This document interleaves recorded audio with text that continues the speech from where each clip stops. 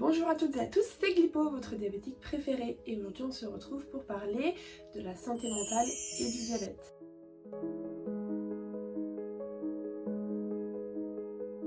Mais avant tout, n'oubliez pas de vous abonner et d'activer la petite cloche des notifications pour ne rien louper. Vous pouvez également me suivre sur TikTok et Instagram afin de ne rien louper sur les futures vidéos qui arriveront.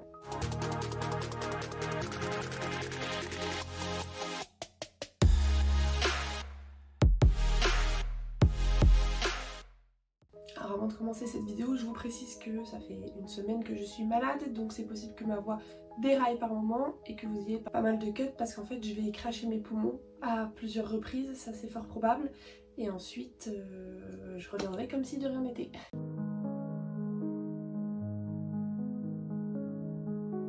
Le diabète est une maladie qui peut imposer une lourde charge émotive en plus de celle physique, autant pour les personnes atteintes de cette pathologie comme pour l'entourage en fait. Nous devons continuellement penser à la gestion de cette pathologie et sachez qu'on ne prend pas de vacances du diabète. C'est hyper important d'avoir ça à l'esprit. On ne se repose jamais, on n'est jamais tranquille. Sur le plan physique, le diabète peut entraîner pas mal de complications, comme on a pu déjà le voir dans certaines vidéos. Je vous mets d'ailleurs dans le petit i celles sur les complications liées au diabète de manière générale, que vous puissiez un peu vous renseigner si jamais vous ne l'avez pas vu. Et sur le plan psychologique, on peut vivre aussi pas mal d'insécurités qui vont généralement se traduire par une surveillance souvent trop répétée de la glycémie, par crainte de ne pas être dans les valeurs cibles. Toujours être à l'affût des complications en ayant toujours prévu organiser ses journées et ses activités pour éviter le déséquilibre et les inquiétudes par rapport aux répercussions que le diabète peut avoir sur notre organisme plus tard, mais également au sein de notre vie personnelle, donc familiale ou notre vie de couple, mais également aussi au travail. Les changements physiques associés au diabète, la prise ou la perte de poids par exemple, les problèmes de peau, de circulation sanguine peuvent influencer l'image corporelle et l'estime de soi qu'on pourrait avoir. On peut à un moment se sentir mal à l'aise avec notre apparence. Vous l'aurez donc compris, le diabète peut donc grandement influencer notre bien-être émotionnel et mental.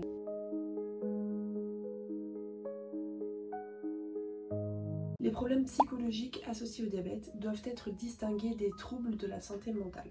La plupart, ils découlent de la pathologie en elle-même, donc du diabète. Pour comprendre ces problèmes, des chercheurs ont mené une étude dans 17 pays, dont la France et le Canada entre autres, dans laquelle ils se sont penchés sur le diabète et sa relation avec la dépression. Il en est ressorti le concept de détresse liée au diabète, et l'étude a mis en évidence 3 principaux problèmes émotionnels causés par la vie avec le diabète, qui sont donc la dysphorie, l'anxiété et l'irritabilité. La dysphorie se manifeste par un sentiment d'insatisfaction, d'apathie, de perte d'intérêt, de malaise, voire même de tristesse. Ces sentiments peuvent être légers et temporaires, mais aussi devenir plus graves et durer plus longtemps. Lorsque la dysphorie est intense et s'impose dans le temps, elle peut alors conduire à un autre trouble psychologique plus important que l'on appellera alors un trouble dépressif majeur. L'anxiété, quant à elle, est souvent liée à la peur de l'hypo ou de l'hyper ainsi que de leurs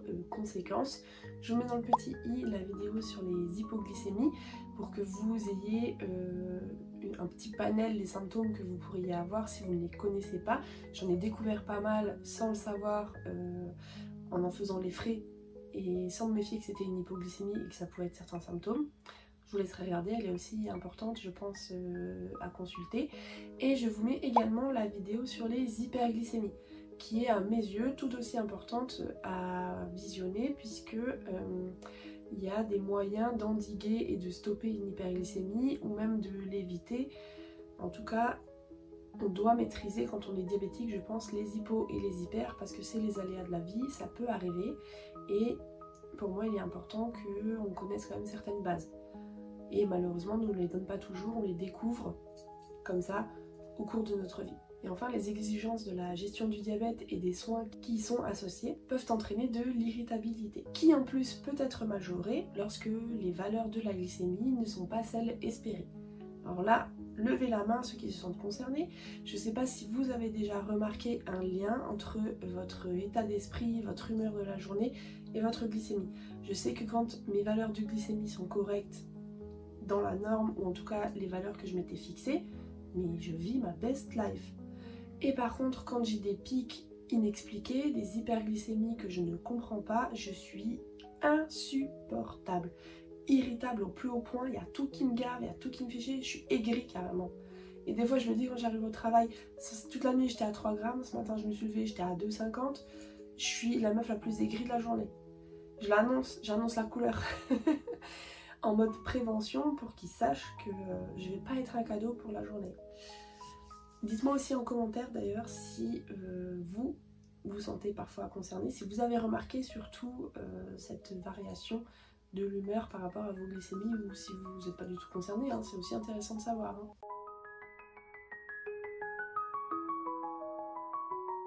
Nous devons souvent apporter des changements à notre style de vie. Selon des études, la plupart des personnes vivant avec un diabète ressentent des craintes ou un sentiment négatif vis-à-vis de leur pathologie au cours de leur vie. Ce fardeau émotionnel peut entraîner un épuisement diabétique, qui est l'une des complications psychologiques les plus graves de la maladie. L'épuisement diabétique peut faire en sorte que vous ressentiez une profonde impuissance, un profond désespoir. Voici donc les symptômes à surveiller. L'entourage prend des notes, une surveillance déficiente de la glycémie, c'est-à-dire de moins en moins souvent, voire plus du tout, une réduction ou un arrêt des injections d'insuline. Alors ça peut être des oublis qui deviennent réguliers, que ce soit volontaire ou non. Une diminution de l'attention à l'alimentation, c'est-à-dire qu'on mange sans calculer, sans penser qu'on est diabétique, sans faire attention, vraiment comme si de rien n'était, normal. On a envie de taper un goûter, on le mange, on a envie de faire ci, faire ça, enfin, vous voyez ce que je veux dire, un peu en mode insouciant, comme si on n'avait jamais été diabétique en fait. L'arrêt de l'activité physique et une tentative d'ignorer, voire d'oublier le diabète. Alors je ne sais pas si c'est ça, mais quand j'ai fait mes recherches et que je suis tombée sur cette liste, j'ai quand même réalisé que avant mon accident de Toulouse, dont je vous parlerai quand j'aurai le temps, je croise les doigts, normalement cette semaine je suis en congé donc je devrais pouvoir filmer la vidéo, ben en fait je cochais pas mal de cases. Et si je fais le bilan, en fait je cochais toutes les cases, hormis celle de l'oubli des injections. Je sais pas trop. Mais réellement, je développerai de toute façon dans l'autre vidéo, mais réellement c'est le comportement que j'avais adopté. Hein. Et ça a failli me coûter la vie, on le rappelle. En plus de la détresse liée au diabète, on sait à l'heure actuelle que nous autres diabétiques courons un risque accru de maladie mentale par rapport aux personnes qui n'ont pas de maladie chronique.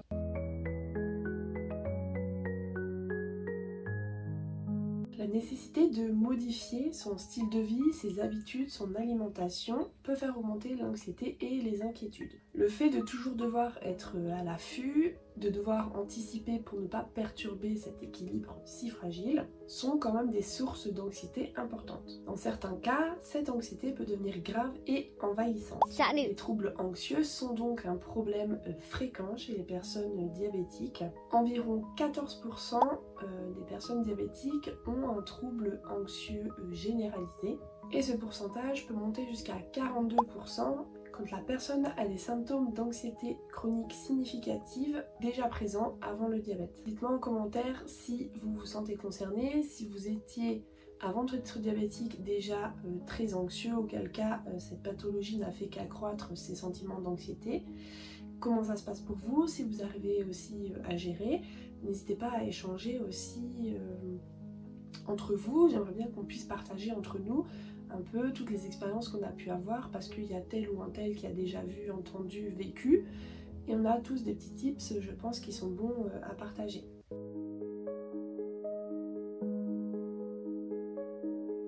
Les défis liés à la pathologie ainsi que les conséquences potentielles à long terme sur la santé peuvent contribuer à un sentiment de tristesse, de désespoir et à terme de dépression. Nous courons un risque de 30% plus élevé que le reste de la population de présenter des symptômes de dépression. On estime environ à 10% ceux d'entre nous qui développeront une dépression grave, que l'on appelle aussi trouble dépressif majeur, en lien avec la dysphorie dont on a parlé tout à l'heure, le fait de devoir s'administrer de l'insuline, d'être dépendant de ce traitement, est le principal facteur du risque de dépression associé au reste des contraintes imposées par cette pathologie.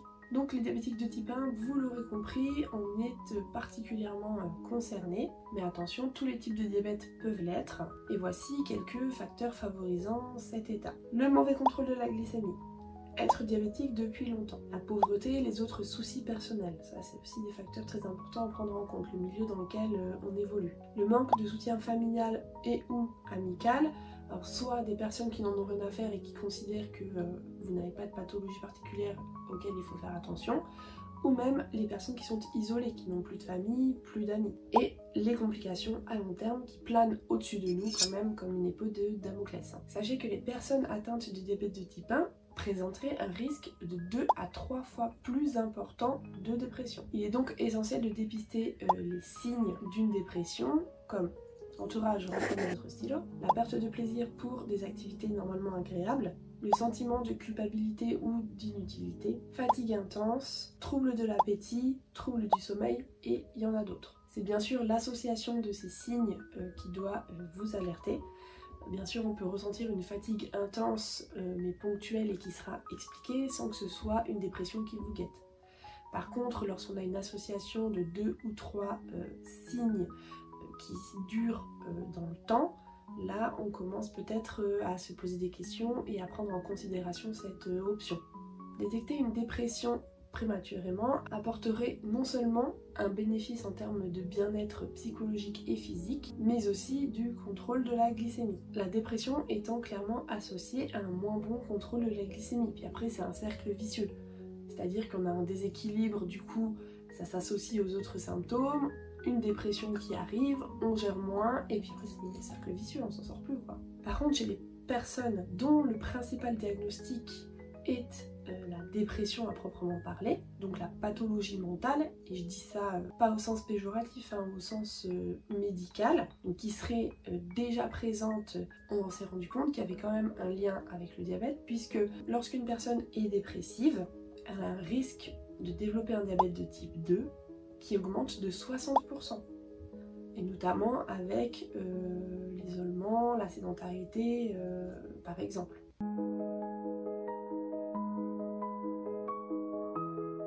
Les troubles de l'alimentation sont généralement plus fréquents chez les personnes diabétiques que dans la population en général. En effet, plusieurs facteurs peuvent être à l'origine, maintenir et voire même accroître ce risque de comportement alimentaire problématique, comme les changements alimentaires, la surveillance de la glycémie, les contrôles rigoureux des repas, repas à heure fixe, menus composés, équilibrés, et la prise de poids causée par les traitements, notamment l'insuline par exemple. Chez les adolescents et les jeunes adultes, le diabète de type 1 semble être un facteur de risque de diaboulémie. Mais qu'est-ce que c'est? En fait, c'est un trouble de l'alimentation propre aux personnes atteintes de diabète de type 1 qui consiste en fait à réduire ou omettre volontairement les injections d'insuline afin de perdre du poids. Alors ça, c'est très grossièrement, bien sûr. Je vous mets les liens que j'ai pu trouver pour la vidéo en barre d'infos, que vous pouvez consulter pour les plus courageux d'entre vous si vous voulez regarder en détail comment ça se passe.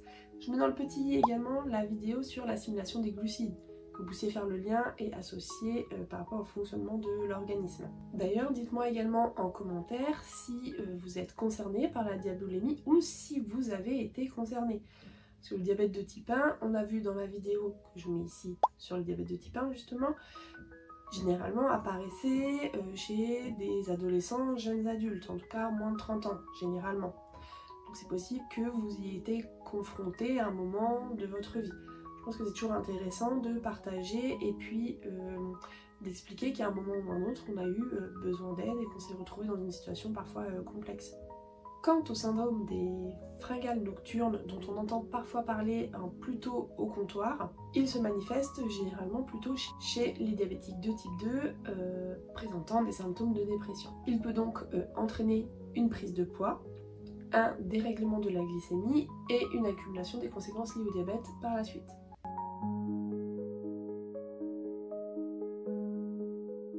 Sachez tout d'abord que la dépression n'est pas une fatalité et que vous pouvez vous faire aider. Les personnes souffrant de détresse liée au diabète ou d'un trouble psychologique peuvent parler de leurs symptômes à un professionnel de santé, quel qu'il soit, qui saura les conseiller et les orienter afin qu'ils aient une prise en charge adaptée. Le plus important, ça reste la communication. Il faut parler, verbaliser, expliquer aux professionnels de santé en qui vous avez confiance, que vous connaissez bien. Si c'est votre pharmacien préféré, n'hésitez pas. Ils sauront aussi vous conseiller et vous guider. Sachez qu'au comptoir, nous, on ne juge pas, c'est-à-dire qu'on est professionnel de santé, on a tous un background, comme dirait DJ Snake. Non mais on a tous des casseroles, on a tous un passif, on a tous un vécu, vous voyez ce que je veux dire?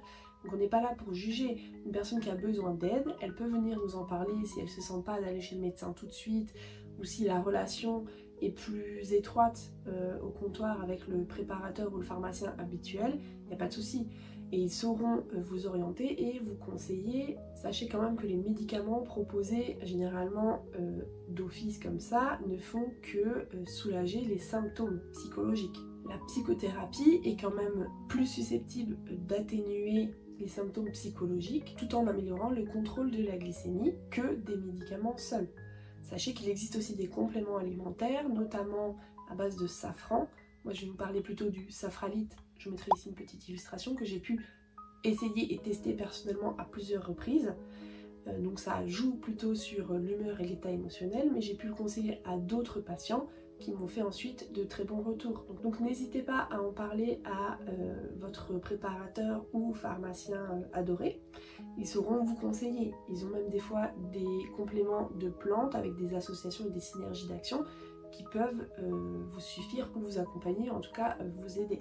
Par contre, il a été démontré que pour les personnes atteintes de dépression modérée, combiner la thérapie cognitivo-comportementale à une activité cardiovasculaire de 20 minutes quotidienne peut avoir un effet très positif sur la dépression. La clé du traitement lié au diabète et aux maladies psychologiques, c'est de s'assurer que la prise en charge du diabète fasse partie du programme de traitement, de façon à cibler positivement les deux pathologies, les deux problèmes, puisqu'ils sont quand même entremêlés et liés. La prise en charge de la dépression est donc importante, et elle paraît d'autant plus nécessaire que des traitements efficaces existent aujourd'hui. Si un de vos proches vivant avec un diabète présente des symptômes de dépression, encouragez le ou la à consulter un professionnel de santé afin qu'il soit diagnostiqué et pris en charge rapidement. D'ailleurs, si vous êtes vous-même concerné diabétique et que vous reconnaissez dans cette vidéo, vous reconnaissez certains symptômes,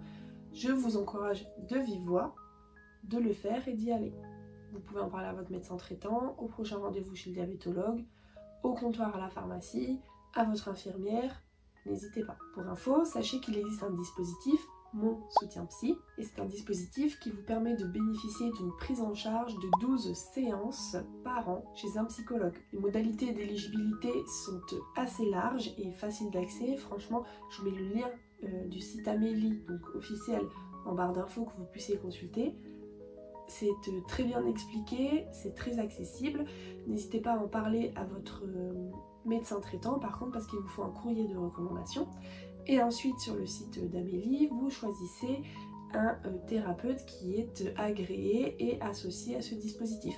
Tous les thérapeutes ne le font pas bien sûr, mais vous avez quand même une majorité de participation. Si vous êtes dans des grandes villes, je pense que c'est quand même plutôt facile d'en trouver. Maintenant, les petites villes, il faudra peut-être un peu vous déplacer, quoique je crois et j'espère qu'il y a encore des professionnels de santé qui sont vraiment là pour vous aider et pour accompagner les patients. Enfin, sachez que vous n'êtes pas seul face à votre diabète. N'hésitez pas à contacter une association locale pour pouvoir échanger avec d'autres diabétiques. Vous pouvez aussi rejoindre les différents groupes de soutien qui sont présents sur les réseaux sociaux comme Facebook, Instagram, YouTube. D'ailleurs, moi j'aimerais bien que ici ce soit une plateforme d'échange et de partage, d'entraide, d'encouragement pour les nouveaux patients qui sont diagnostiqués, comment ils peuvent affronter tout ça. Les patients un peu plus anciens qui ont plus de conseils, d'expérience, ceux qui galèrent, ceux qui arrivent bien à gérer parce qu'on est tous différents. Par contre, soyez quand même méfiants quant à ce que vous pourriez lire sur les réseaux sociaux car on peut y retrouver un réel soutien avec des communautés sympathiques, mais on peut aussi y trouver pas mal de bêtises. Merci à toutes et à tous d'avoir regardé cette vidéo. J'espère que vous avez trouvé du contenu utile et inspirant. N'oubliez pas de liker, de partager et de vous abonner pour ne rien louper. Si vous avez des questions ou des réclamations, n'hésitez pas à les mettre en commentaire, je les lirai et j'y répondrai. Continuez à prendre soin de vous, à vous informer et à soutenir ceux qui vivent avec un diabète. À la prochaine!